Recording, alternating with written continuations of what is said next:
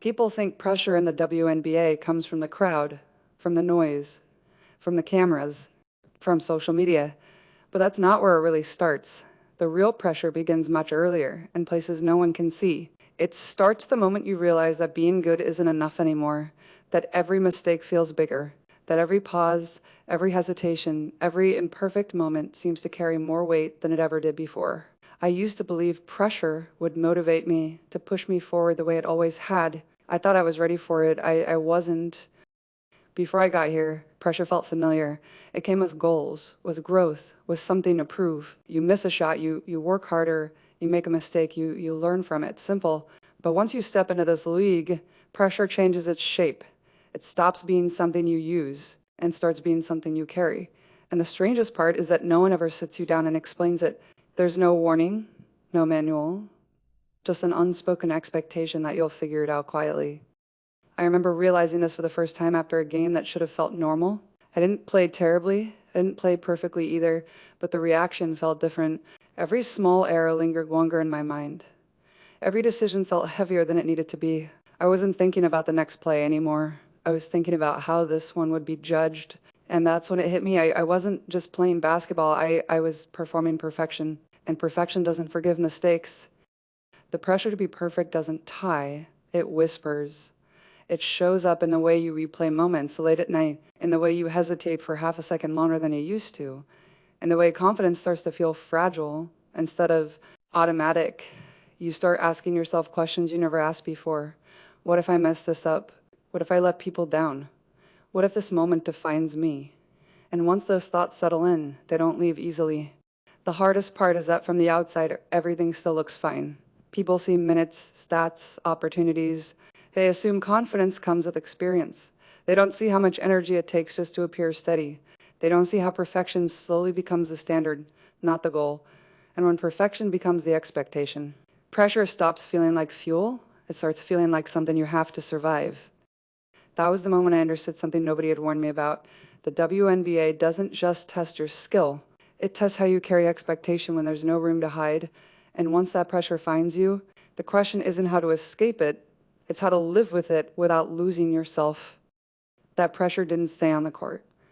That's what surprised me most. It followed me into practices, into meetings, into moments that used to feel routine. Things I had done thousands of times suddenly felt heavier. Not harder physically, but louder mentally. Every drill felt like a test. Every rep felt like it was being measured against an invisible standard I couldn't see but somehow felt everywhere.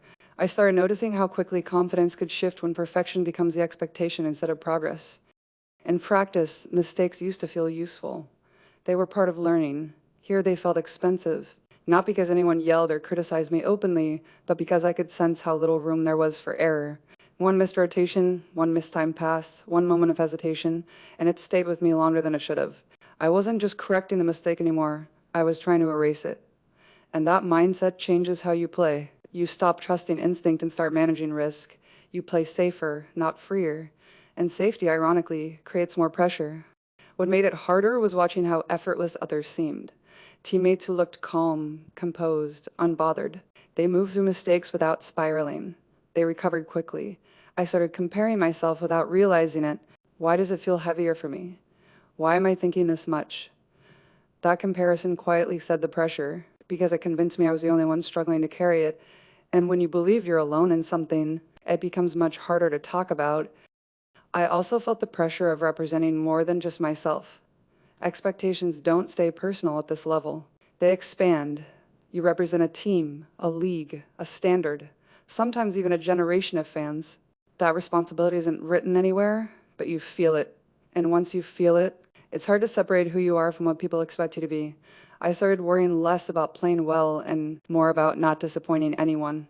And that shift is subtle, but dangerous, because playing not to fail slowly drains the joy out of the game you love. The pressure to be perfect didn't announce itself. It blended into my routine. It disguised itself as preparation, as responsibility, as maturity. But deep down, I could tell something was changing. Basketball was still my passion, but it was starting to feel heavier than it ever had before. And I hadn't even reached the hardest part yet. I was only beginning to understand what this pressure could do if I didn't learn how to handle it. That's when I noticed the pressure wasn't just affecting how I played, it was affecting how I saw myself. I started tying my confidence to outcomes instead of effort. A good game meant I could breathe. A bad game meant everything felt shaky again. That's a dangerous place to live, because your sense of worth becomes unstable. You're no longer grounded in who you are, only in how perfectly you perform. And perfection at this level is impossible to maintain. I became hyper aware of every detail, my body language, my reactions, how long I stayed quiet, how often I spoke. I was constantly adjusting, trying to fit an ideal version of what I thought a WNBA player was supposed to look like: calm, composed, unshakable. But inside, I was overthinking everything. I wasn't allowing myself to be human. I wasn't allowing space for learning. I felt like I had skipped the phase where mistakes are expected and jumped straight into a phase where mistakes feel permanent. What made it worse was the silence around it. Nobody talks openly about this pressure because admitting it feels like admitting weakness. You don't want to be the one who can handle it, so you keep it inside. You nod, you say you're good. You tell yourself everyone else has figured it out, and you're just behind.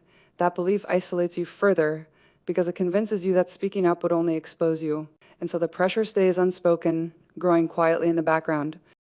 There were moments when I missed the simplicity of before, when basketball was about curiosity and growth, not expectation and perfection.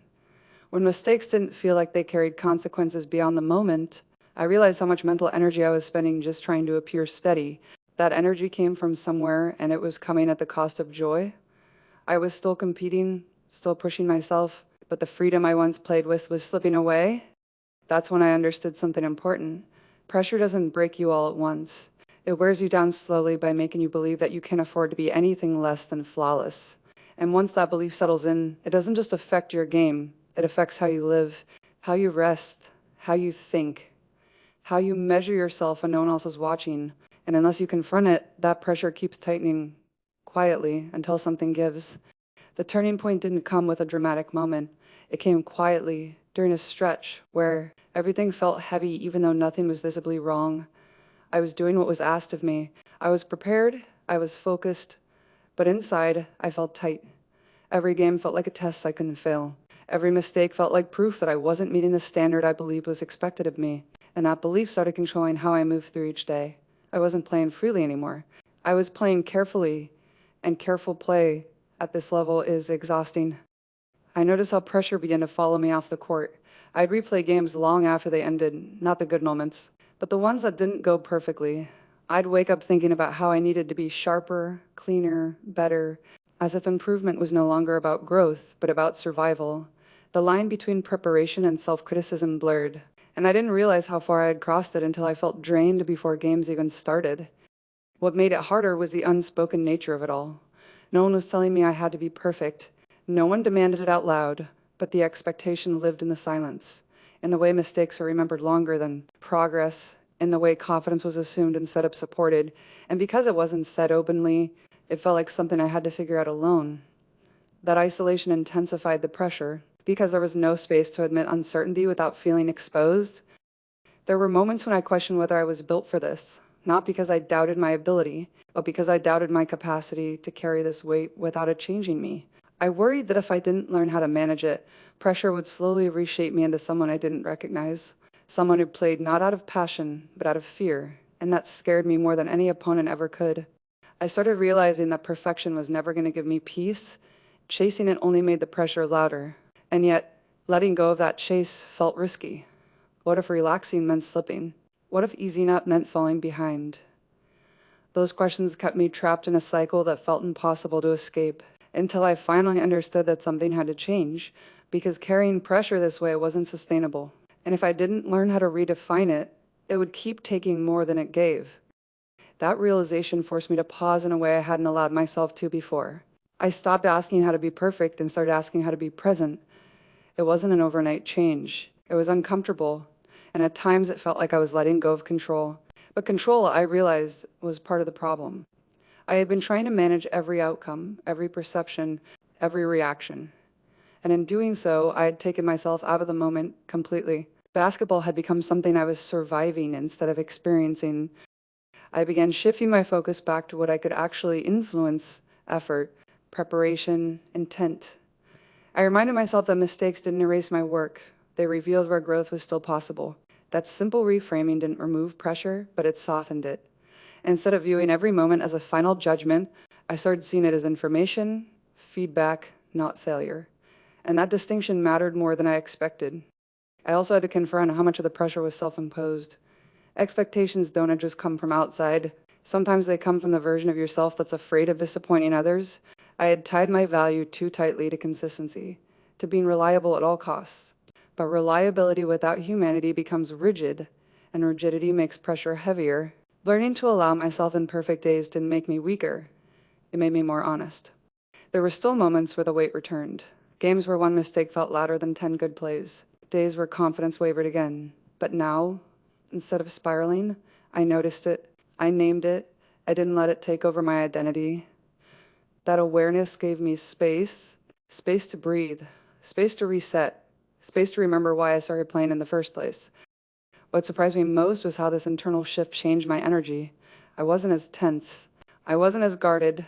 I played with more intention, even when things didn't go perfectly.